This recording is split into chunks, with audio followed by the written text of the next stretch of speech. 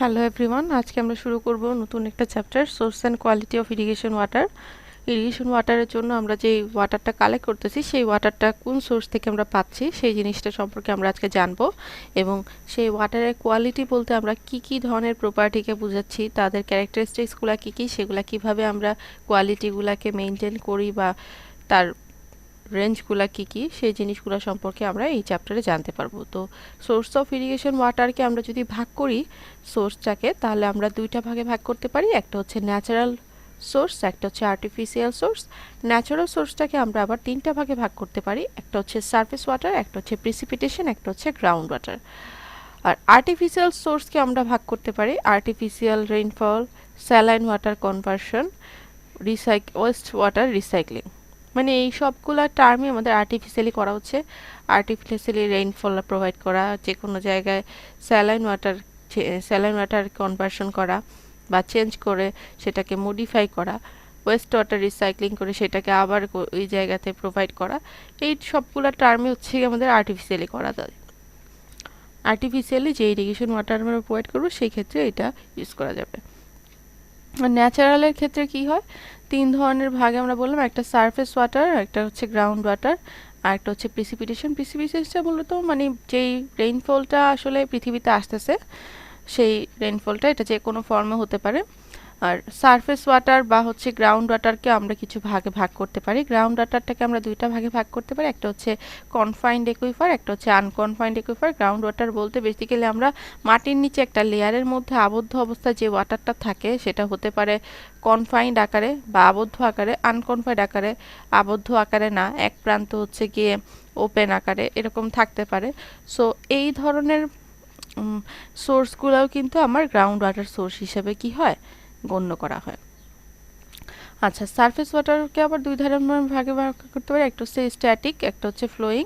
Static মানে বোঝানো হচ্ছে যে সারফেস ওয়াটারটা আসলে আমরা বলতেছি যে সারফেস ওয়াটারটা মানে এটা সবসময় একটা অ্যাটমসফিয়ারিক প্রেশার থাকবে, এটার আপার লেভেলটা, ওয়াটার সারফেসের আপার লেভেলটা হচ্ছে গিয়ে উন্মুক্ত থাকবে অলওয়েজ। এটা বলতে আমরা সাধারণত নদী নালা খাল বিল এগুলাকে বুঝি, ঠিক আছে। তো এখানে আসলে দুই ধরনের টাইপস আছে, একটা হচ্ছে স্ট্যাটিক যেটা হচ্ছে গিয়ে স্থির বা আবদ্ধ থাকে, আর একটা হচ্ছে ফ্লোয়িং যেটা হচ্ছে গিয়ে কন্টিনিউয়াসলি চলে ফ্লো করে, ঠিক আছে। তো স্ট্যাটিকটার মধ্যে আমরা যেই জিনিসগুলো জানি যে এখানে আসলে তেমন ফ্লো থাকে না, এটা বলতে আসলে লেক বা বিল এগুলাকে বোঝায়। আর ফ্লোয়িং হচ্ছে গিয়ে আবার দুই ধরনের হতে পারে, একটা হচ্ছে গিয়ে রাউন্ড দ্য ইয়ার যেটা ফ্লো করে, যেটার প্রবাহটা কি সারা বছর জুড়ে হয়, আর একটা হচ্ছে পার্ট অফ দ্য ইয়ার, আর একটা হচ্ছে গিয়ে সিজনাল বা একটা নির্দিষ্ট টাইমে হচ্ছে গিয়ে যদি এটার প্রবাহটা থাকে তখন আমরা সেটাকে বলি কি ফ্লোয়িং। তো বেসিক্যালি এটাই হচ্ছে গিয়ে আমাদের সোর্স অফ ওয়াটারের, ইরিগেশন ওয়াটারের একটা ক্লাসিফিকেশন, ঠিক আছে। তো এখানে আমরা হচ্ছে গিয়ে ডিটেইলে দেখব যে সারফেস ওয়াটার আর গ্রাউন্ড ওয়াটারকে কীভাবে আমরা সোর্স হিসেবে ইউজ করতে পারি। তো প্রথমে আমরা দেখি consideration for using surface water as a source. এ ধরনের টার্মগুলো আসলে কীরকম আসতে পারে যে জাস্টিফাই করো, যে তোমার যুক্তি দিয়ে দেখাও যে তুমি সোর্স হিসেবে গ্রাউন্ড ওয়াটারটাকে প্রেফার করো না সারফেস ওয়াটারটাকে প্রেফার করো, কোনটা তোমার কাছে বেশি গ্রহণযোগ্যতা পায় অ্যাজ এ ইঞ্জিনিয়ার। তো এটার ক্ষেত্রে আমরা তখন আমাদের এক্সপ্লেনেশনগুলো প্রত্যেকে উল্লেখ করতে পারবো। এটা এমন না যে শুধু অ্যান্সার গ্রাউন্ড ওয়াটার হবে বা শুধু answer source water, surface water হবে। এটাকে তুমি যেটাই বলো না কেন তোমাকে অবশ্যই তার সপক্ষে যুক্তি বা জাস্টিফিকেশন দেখাইতে হবে। আচ্ছা, তো এখানে অ্যাভেলেবল সারফেস ওয়াটার যদি থাকে কোনো একটা জায়গাতে, তখন আমরা বলতে পারি যে আমরা সারফেস ওয়াটারটাকে সোর্স হিসেবে ইউজ করব ইরিগেশন করার জন্য। ওয়াটার ক্রপ ওয়াটার রিকোয়ারমেন্ট যদি ঠিক থাকে, যেমন ওয়াটার নিডের যতটুকু লাগবে ক্রপ ওয়াটার রিকোয়ারমেন্ট থেকে যদি আমি ইফেক্টিভ রেইনফলটা বাদ দিই, তাহলে আবার কতটুকু ওয়াটার ওই ক্রপের জন্য দরকার বা লাগবে সেটা আমরা পেয়ে যাব। Water quality, salinity and toxicity, water rights, other users. Water rights বলতে আমরা বুঝি যে চ্যাপ্টার 1 আমরা দেখেছি যে ওয়াটার ব্যবহারের সঠিকতাটা, যতটুকু যেই পোর্শনে আমার ব্যবহার করা উচিত যতটুকু সেই পোর্শন হিসেবে ব্যবহার করাটাই হচ্ছে কি water right. Domestic water supply, navigation, industrial use, fish culture, river morphology. So এই বিভিন্ন সেকশনে আমার যতটুকু করে আসলে ওয়াটারটা ইউজ করা উচিত ততটুকু পরিমাণ। ইরিগেশন স্ট্রাকচার হিসেবে যদি আমরা এখানে ইরিগেশন স্ট্রাকচার যদি বসাই, তার initial cost, maintenance cost, operation cost এগুলো আমাদের দেখতে হবে। এই সবগুলা ক্রাইটেরিয়া বা যদি আমাদের ফেভারে থাকে, তাহলে আমরা হচ্ছে গিয়ে সারফেস ওয়াটারটাকে একটা সোর্স অফ ইরিগেশন ওয়াটার হিসেবে কি করতে পারি, নিতে পারি। আচ্ছা, নেক্সট হচ্ছে গিয়ে consideration for using ground water as a source. Ground ওয়াটারটাকে কখন আমরা সোর্স অফ ইরিগেশন হিসেবে ইউজ করতে পারি, যখন হচ্ছে গিয়ে ক্রপ ওয়াটার রিকোয়ারমেন্টটা আমার চেক করব যে সেটা আমার ফেভারেবল আছে কিনা, অ্যাভেলেবিলিটি অফ সারফেস ওয়াটার সোর্সের আমার অ্যাভেলেবিলিটি ঠিকভাবে আছে বা নাই, position of ground water table, ground water টেবিলের পজিশনটা কোথায় আছে, আমি যে ওয়াটারটা পিক করব সেই ওয়াটারটা আসলে কি পরিমাণ ডেপথে গিয়ে আমার কালেক্ট করতে হবে। দেন ওয়াটার কোয়ালিটি, সেই ওয়াটারের কোয়ালিটিটা কেমন। দেন হচ্ছে গিয়ে ground water recharge. Ground water খালি আমি তুললেই হবে না, সেটা আসলে রিচার্জ হচ্ছে কি না, বছরের কোন পর্যায়ে কতটুকু হাইট পরিমাণ আমার রেইনফল আমরা পাচ্ছি, সেই রেইনফলের মাধ্যমে এই গ্রাউন্ড ওয়াটারটা আসলে রিচার্জ করা পসিবল হচ্ছে কিনা, সেই জিনিসগুলো দেখতে হবে। সেই সবগুলো কনসিডারেশন যদি আমাদের ফুলফিল করে, তাহলে আমরা গ্রাউন্ড ওয়াটারটাকে একটা সোর্স অফ ইরিগেশন ওয়াটার হিসাবে কি করতে পারি, নিতে পারি। নেক্সট হচ্ছে গিয়ে কনজাংটিভ ইউজ। কনজাংটিভ ইউজ বলতে বোঝানো হচ্ছে আমি দুইটা সোর্সকে একটা সোর্স কম্বাইন করে আমি যদি প্রোভাইড করি, তখন সেখানে আমরা বলবো এটাকে conjunctive use, both use of ground water and source water, surface water source. তো এখানে আসলে গ্রাউন্ড ওয়াটারও নিব, সারফেস ওয়াটারও নিব, দুইটাকে আমরা এখানে হচ্ছে গিয়ে নিতে পারি। গ্রাউন্ড ওয়াটার রিচার্জ কতটুকু হচ্ছে, factor governing the percentage of sharing ground water and surface water, কতটুকু কোন কোন ফ্যাক্টরটাকে উপর বেস করে আমরা হচ্ছে গিয়ে গ্রাউন্ড ওয়াটার আর সারফেস ওয়াটারের পার্সেন্টেজ করে আমরা নিব। একটা হচ্ছে গিয়ে ন্যাচারাল রিচার্জ, ন্যাচারালি কতটুকু রিচার্জ হচ্ছে, একটা হচ্ছে আর্টিফিশিয়াল রিচার্জ, আর্টিফিশিয়ালি আমরা কতটা পরিমাণ রিচার্জ করতে পারছি, একুইফারের ক্যারেক্টারিস্টিক্সটা কি, আমি যে একুইফারটা থেকে ওয়াটারটা কালেক্ট করব তার ক্যারেক্টারিস্টিক্সটা কেমন, অ্যাভেলেবিলিটি অফ সারফেস ওয়াটার ওই জায়গাতে আমার আছে কিনা পর্যাপ্ত পরিমাণে, অপারেশন আর মেনটেন্যান্স কস্ট অফ পাম্প, যে পাম্পগুলো দিয়ে আমার এই পানিটা টেনে আনবে সেই পাম্পের মেনটেন্যান্স কস্ট কীরকম, অপারেটিং কস্ট কীরকম, সেই জিনিসগুলো আমাদের দেখতে হবে। ইকোনমিক কনসিডারেশন, ওভারঅল আমার ইকোনমিক কনসিডারেশন দেখতে হবে যেটা আসলে ইকোনমিক হচ্ছে কিনা। তো সবগুলা টার্মই যদি আমার স্যাটিসফাই করে, তাহলে আমরা কি করতে পারবো, কনজাংটিভ ইউজে যেতে পারবো, যে এতটা পরিমাণ আমরা সারফেস ওয়াটার নিচ্ছি, এতটা পরিমাণ আমরা গ্রাউন্ড ওয়াটার নিচ্ছি। অ্যাডভান্টেজগুলো কি কি কনজাংটিভ ইউজে, provide much larger storage as much lower cost compare to dams for surface storage only. Surface স্টোরেজের ক্ষেত্রে এটা ড্যামের তুলনায় কি করে, কম চার্জ বা আমার কম টাকা খরচ হবে এটা স্টোরেজ প্রোভাইড করার জন্য। Less risk of failure of storage structure as in case of high dams for surface storage only. Surface স্টোরেজের জন্য আমরা যে হাই ড্যামগুলো ইউজ করি সেগুলোর চেয়ে এটার ফেইলিওরের চান্স কি কম। A series of drought can be overcome by groundwater storage. অনেক একটা বড় ধরনের খরাকেও আমরা কি করতে পারি, গ্রাউন্ড ওয়াটার স্টোরেজ দিয়ে প্রতিহত করতে পারি। Easier water table control by pumping water through wells, এটা ওয়াটার টেবিলটাকে আমরা কন্ট্রোল করতে পারি কিভাবে, আমরা ওয়েল পাম্প করে কি করতে পারি, ওয়াটার টেবিলটাকে কন্ট্রোল করতে পারি। ইফেক্টিভ অ্যান্টি ওয়াটার ক্লগিং measure in canal irrigated area, এখানে অবশ্যই অ্যান্টি ওয়াটার লগিং মেজার করতে হবে ইরিগেশন এরিয়ার জন্য, যেটা অবশ্যই ইফেক্টিভ হবে। Less time involving project as completion of big storage and disturbance network take much time in case of using surface water only. Surface water use করার সময় কি হয়, ডিস্ট্রিবিউশন নেটওয়ার্কটা কি করে, অনেক বেশি টাইম কনজিউম করে।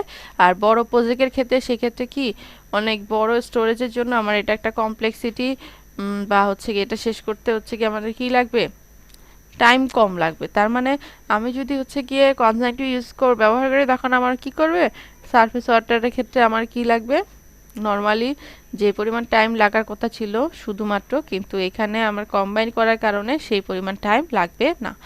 Sturm drain size reduce due to less surface run off. Storm drain সাইজটা কি, সারফেস যেহেতু সারফেস রান অফ এখানে কম হচ্ছে, সেহেতু এখানে কি করবে, স্টর্ম ড্রেনের সাইজটা কি রিডিউস হয়ে যাবে। Cultivable land area save due to less storage and distribution network, cultivable land মানে যেই ল্যান্ডটা আছে আমার কাল্টিভেট করার মতো সেই ল্যান্ড এরিয়াটা কি হবে লেস স্টোরেজ আর ডিস্ট্রিবিউশন নেটওয়ার্কের জন্য সেভ করা আমার পসিবল হবে। Salinity and pollution control easier, এখানে আসলে স্যালাইনিটি আর পলিউশন কন্ট্রোলটা কি ইজিয়ার কন্ট্রোল করা। তো এই সবগুলো অ্যাডভান্টেজই আমরা কনজাংটিভিভসের ক্ষেত্রে পাচ্ছি। তো এখানে আবার কিছু কিছু রিজার্ভমেন্টও আছে। নাম্বার 1 হচ্ছে কি less scope of hydroelectric power generation. এখানে হাইড্রোইলেকট্রিক পাওয়ার জেনারেশনের স্কোপটা কমে যায়, গ্রেটার পাওয়ার কনজাম্পশন, অনেক বেশি পাওয়ার কনজাম্পশন হয় এখানে।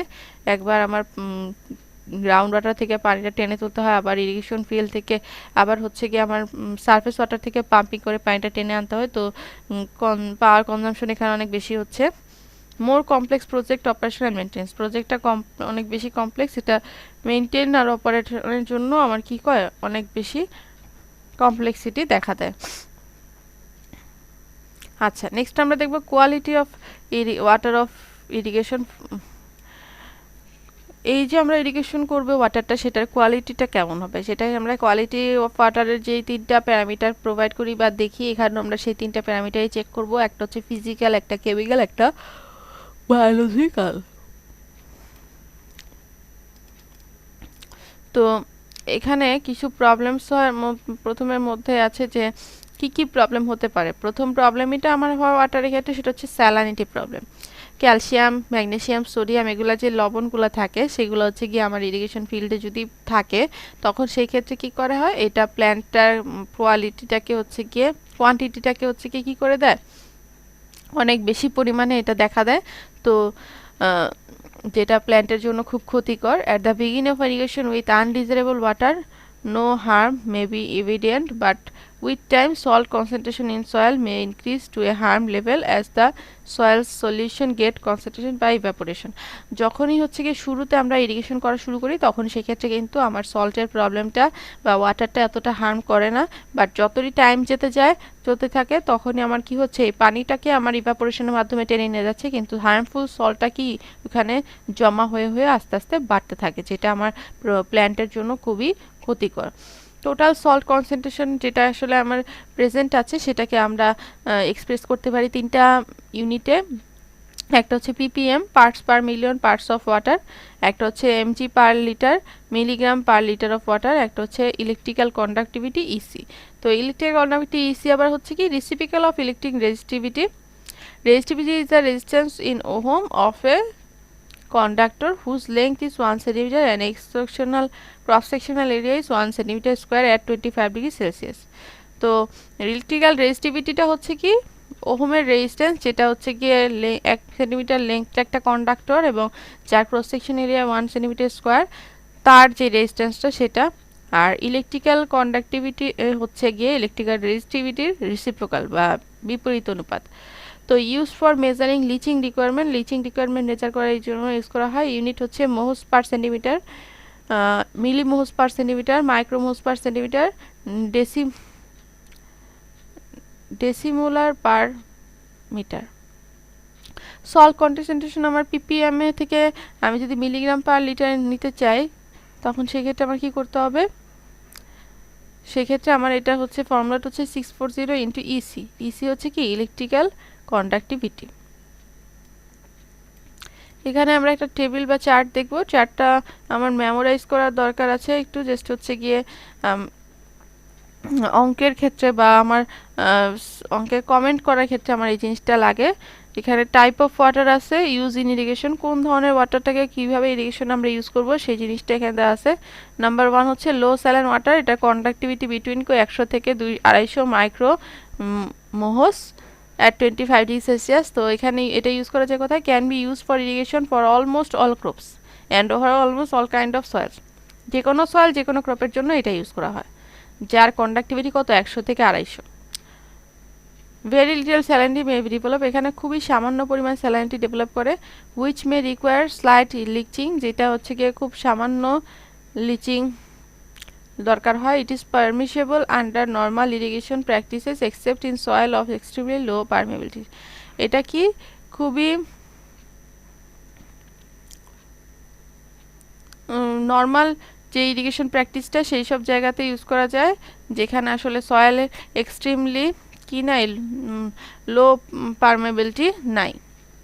মিডিয়াম স্যালিনিটি সয়েল কি, এটাকে আমরা বলবো C2, যার কন্ডাক্টিভিটি 250 থেকে 750।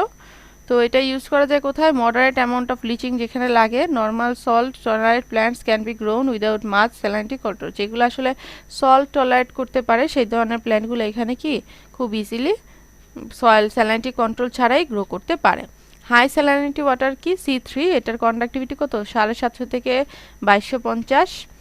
তো can not be used on soil with restricted drainage, যেখানে আসলে ড্রেনেজটা রেস্ট্রিক্টেড সেখানে আমরা এটা ইউজ করতে পারবো না।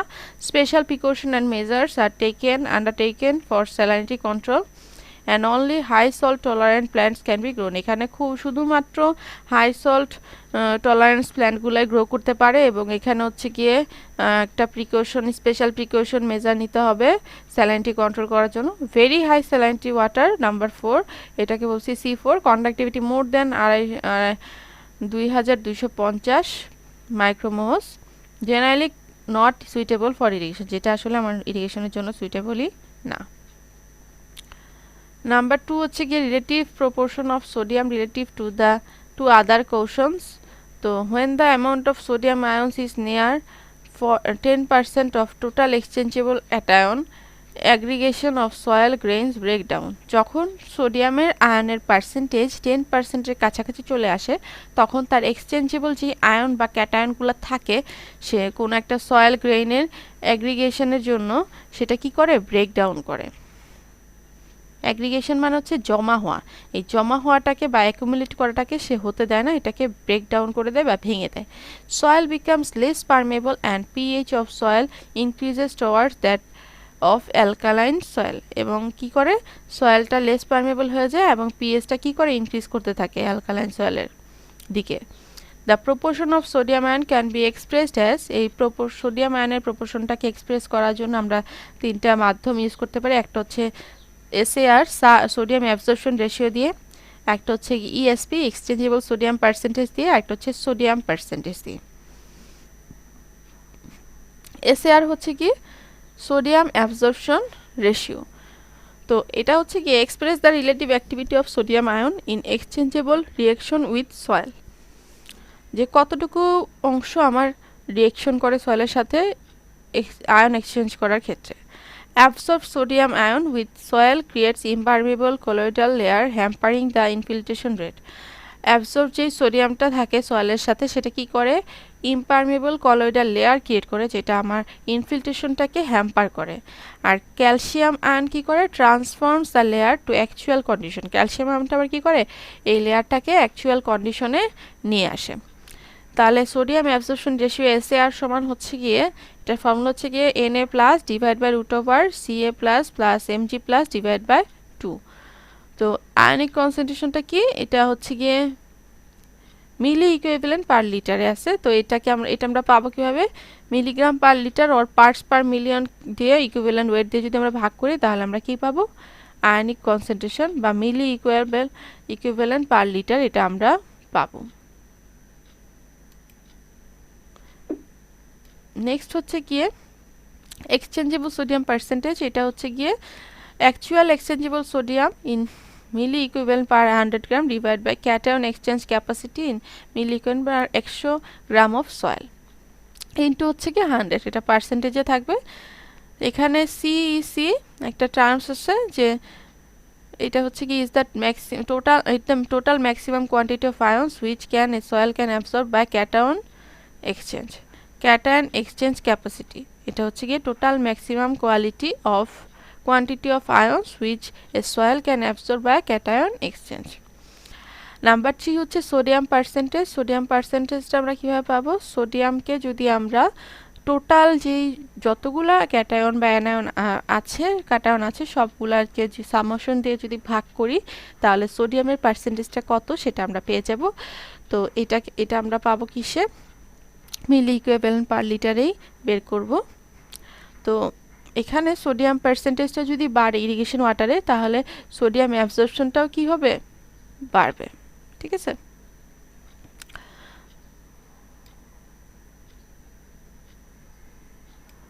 তো এখানে একটা ক্লাসিফিকেশন আছে সোডিয়াম কনসেন্ট্রেশনের উপর বেস করে, আবার আমরা ইরিগেশনের ওয়াটারটাকে টাইপে ভাগ করতে পারি। তো নাম্বার 1 হচ্ছে low sodium water S1, SAR value lying on 0 to 10, যেখানে সোডিয়াম অ্যাবসর্পশন রেশিওর ভ্যালু 0 থেকে 10 এ। তো এটা ইউজ করা যাবে কোথায়? Can be use for irrigation on almost all soil. এটা অল সয়েলের ক্ষেত্রে ইউজ করা যাবে, অল ক্রপের ক্ষেত্রে except those which are highly sensitive two sodium, যেগুলো আসলে সেন্সিটিভ অনেক বেশি সোডিয়ামের ক্ষেত্রে সেগুলো ছাড়া, যেমন stone fruit trees and avocados trees etcetera. Medium sodium water হচ্ছে কি S2, এটা কি সারের ভ্যালু কত? 10 থেকে 18। Appreciably hazard in fine texture soil, যেটা হচ্ছে কি ফাইন টেক্সচার সয়েল আসলে থাকে, which may requires gypsum etcetera, যেটাতে আসলে জিপসাম দরকার হয়। May be used on coarse texture or organic soil with good permeability, এটা আসলে ইউজ করা যাবে কি কোর্স টেক্সচার অর্গানিক সয়েলে, যেটা পারমেবিলিটি অনেক ভালো। নাম্বার 3 হচ্ছে গিয়ে হাই সোডিয়াম ওয়াটার বা S3, এখানে সারের ভ্যালু হচ্ছে 18 থেকে 26। May prove harmful on almost all the soil, এটা আসলে হার্মফুল সয়েলে থাকলেই। And do not require good drainage, এটা ড্রেনেজ লাগে না, গুড ড্রেনেজ লাগে না, হাই লিচিং লাগে, gypsum addition etcetera for proper irrigation. এগুলো একটাও হচ্ছে গিয়ে এখানে দরকার হচ্ছে না, কিসের জন্য? আমার ইরিগেশনে ইউজ করার জন্য। Very high sodium water S4, এখানে SAR এর ভ্যালু 26-এর থেকে বেশি, generally not suitable for irrigation, যেটা আসলে ইরিগেশনের জন্য সুইটেবলই না। নাম্বার 3 হচ্ছে কি আমার carbonate and bicarbon concentration. Carbon আর বাইকার্বনের কনসেন্ট্রেশন যদি আমরা বেশি থাকে তাহলে কি করবে? এটা precipitation of calcium and magnesium bicarbonate increasing relative proportion of sodium ion, এটা হচ্ছে গিয়ে অনেক বেশি পরিমাণে সোডিয়াম আয়নটাকে ইনক্রিজ করে দিবে যদি আমার হাই কার্বনেট কনসেন্ট্রেশন বা বাইকার্বনেট কনসেন্ট্রেশন থাকে। রেসিডুয়াল সোডিয়াম কার্বনেট সমান carbonate plus bicarbonate minus calcium plus magnesium.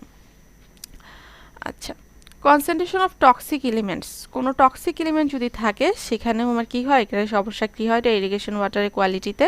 তো a large number elements like boron, স্যারেলিয়াম, selenium can be toxic to plant when the concentration of bronze is higher than 0.5 ppm it become toxic to plant growth। যদি বোরনের কনসেন্ট্রেশনটা 0.5 parts per million এর থেকে হচ্ছে গিয়ে বেশি হয় তাহলে কি হয়ে যাবে? এই প্ল্যান্টের জন্য এই সয়েলটা টক্সিক হয়ে যাবে, তখন এটার গ্রোথটাকে কি করবে? এটা প্রতিহত করে দিবে। ঠিক আছে। নাম্বার 5 হচ্ছে কি sediment concentration of water. Sediment কনসেন্ট্রেশনটা কিভাবে হচ্ছে? Effect of sediment concentration in irrigation water depend on soil characteristics. তো ফাইন সেডিমেন্ট যদি থাকে তখন কি হয়? ওয়াটার ডিপোজিট করে কোন সয়েলে? স্যান্ডি সয়েলে। The fertility of soil is increase at water holding capacity improves, এখানে ফার্টিলিটিটা ভালো হবে কারণ যেহেতু ওয়াটার হোল্ডিং ক্যাপাসিটিটা ভালো। On the other hand if sediment deposit on land containing fine grade soil the permeability of the soil will be decrease, তাহলে permeability আবার কি হবে? কমে যাবে। ঠিক আছে, যদি ফাইন গ্রেন সয়েলে এটা কি করে? ডিপোজিট হয়। Again water carrying sediment creators trouble in irrigation canal by increasing siltation, এটা অনেক বেশি সিল্টেশনের কারণে কি হবে? ইরিগেশনের ওয়াটারটা ক্যানেলে ক্যারি করতে বা নিয়ে যেতে একটা ট্রাবল ক্রিয়েট হবে। নাম্বার 6 হচ্ছে কি ব্যাকটেরিয়াল কন্টামিনেশন। ব্যাকটেরিয়াল কন্টামিনেশন হলে is not a serious problem unless crop irrigated with highly contaminated water are directly eaten without being cooked, এটা আসলে খুব বেশি প্রবলেম ক্রিয়েট করে। আদারওয়াইজ যেই ক্রপটা আমি নিচ্ছি সেই ক্রপটার ওয়াটারটা অনেক হাইলি কন্টামিনেটেড থাকার কারণে আমি যদি এটাকে কুক না করে খেয়ে ফেলি আমরা, তাহলে সেক্ষেত্রে আসলে এটা সমস্যা হয়। আদারওয়াইজ এটা দিয়ে কোনো সমস্যা তেমন হবে না। তাহলে এই প্রবলেমসগুলো বেসিক্যালি হচ্ছে কি আমাদের ওয়াটারের কোয়ালিটিতে সমস্যা হয় যদি ইরিগেশনের ক্ষেত্রে আমরা এই ধরনের ওয়াটারকে ইউজ করি, তাহলে ইরিগেশনের প্রবলেম ক্রিয়েট হয়। তো এই জিনিসগুলো আমাদের সবাইকে একটু মাথায় রাখতে হবে যে এটার রেঞ্জটা কি, সব কিছুগুলো ঠিক আছে কি না। তাহলে আজকে এই পর্যন্ত থাক, নেক্সট ক্লাসে আমরা প্রবলেম অফ ইরিগেটেড ল্যান্ড থেকে শুরু করব।